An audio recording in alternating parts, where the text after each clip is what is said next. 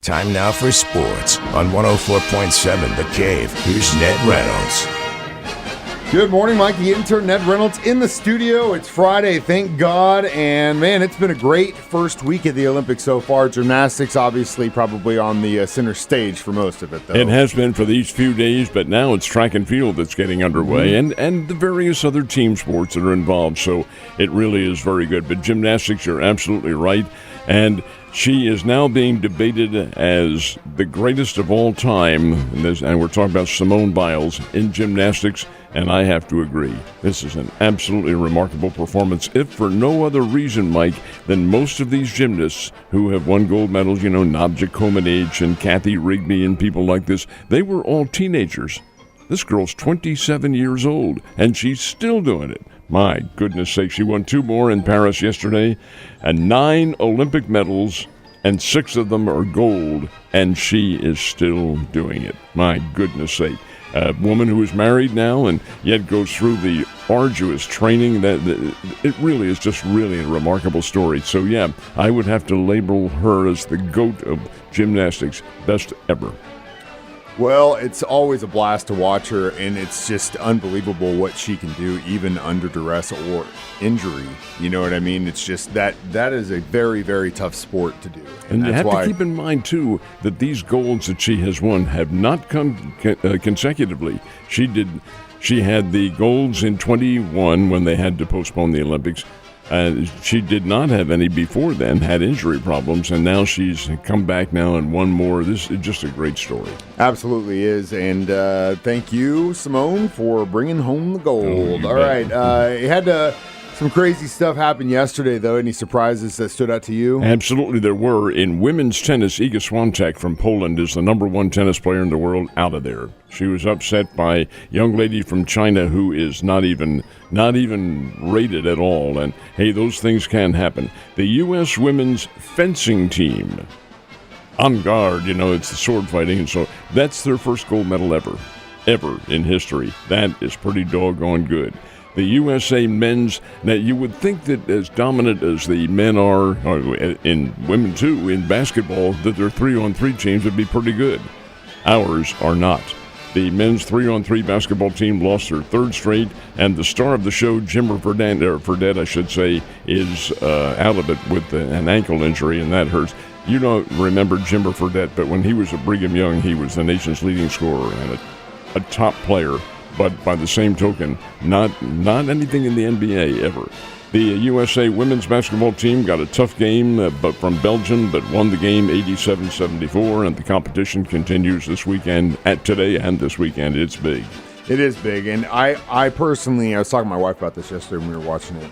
I love it being in that region, whether it's like when it was London in 2012, and then, of course, now France, because we get to watch it kind of in the early part of the day. So it makes weekends nice. Always something on to watch, even if you really don't care about that sport for the other 3 years that it's not going on. So we do have a pretty big basketball game for men's basketball and Team USA. I thought they looked good against South Sudan. They're playing better. This one's going to be tough. It'll be an important game, but not a critical game, because USA is already into the knockout round, and they are 2-0. They're the only undefeated team in their pool, and they're playing Puerto Rico tomorrow, and Puerto Rico, Mike, is just not very good at all. They have lost both their games and been thumped in both of them. So the USA, well, you go out and play your best, of course, always do that.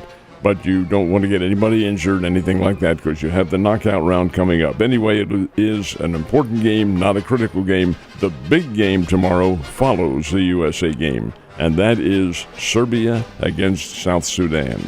The winner of that one advances. The loser of that one is sayonara, and that would be. I'd just kind of love to see the South Sudan. They're really good in terms of coaching. They're beautifully coached. And they follow the instructions perfectly. That's what gives the USA trouble. They're not freelance like the USA, and yet these guys can shoot very well from outside. They're just very well trained and a good ball club. Isn't that something, too? They don't even have their own home training Oh, center. No. I think they were talking about how they had to go to like Ethiopia or something. Well, as a team they did, yeah, but most of them are from here. They're American college products. The one kid's the top recruit for Duke next year.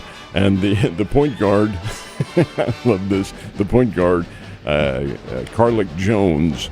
He went to high school in South Sudan by way of Cincinnati. That's where he went. He's never been there, never been to South Sudan, but his grandparents were. So he has that kind of relationship. Yeah, well, they're a great team, and they are definitely playing well together. Cardinals-Cubs game happening all weekend long. The series, that rivalry, had its start in Game 1. OUCH.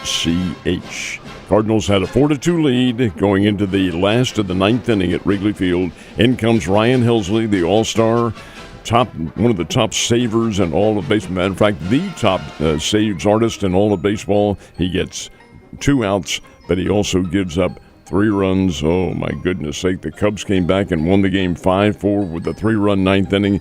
Big double by Mike Tauchman to drive in Dansby Swanson with the winner.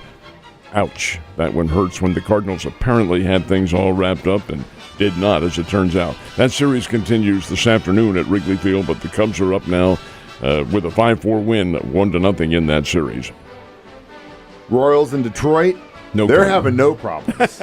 No problems. They just swing the big lumber out there and blow you away. And the Kansas City Royals did that 7-1 over the Detroit Tigers. Vinny Pasquantino had a couple of hits and 4 RBIs. Bobby Witt Jr., 2 for 5, I think he was. Hey, this team is swinging the lumber now. They're playing very well. Are they a playoff team? Yes, the way they're playing right now, they are. Are they going to make it a whole long way? Now, come on, you've got to rely on the maturity factor now. And they are not an old team, but how about this? The Royals win 7-1 over the Detroit Tigers at Comerica Park, and that is a big win. Now, here's one for morbid irony, if there ever was one.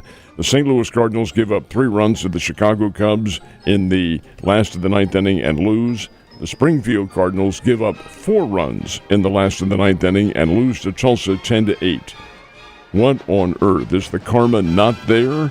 Anyway, the Springbirds lose this game, and that's a tough one to lose. They'll continue their series down in Tulsa this weekend and then come home for a series. And again, just a reminder, everyone, don't freak out about the Springfield Cardinals. They won the first half, so they're going to the playoffs no matter what.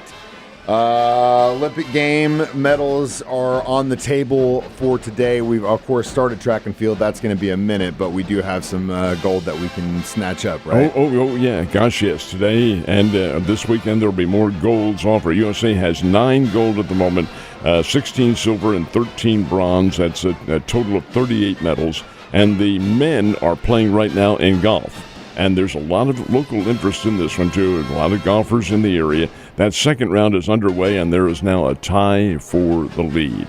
The individuals who are tied, one is the reigning gold medalist from the United States, Xander Schauffele from San Diego.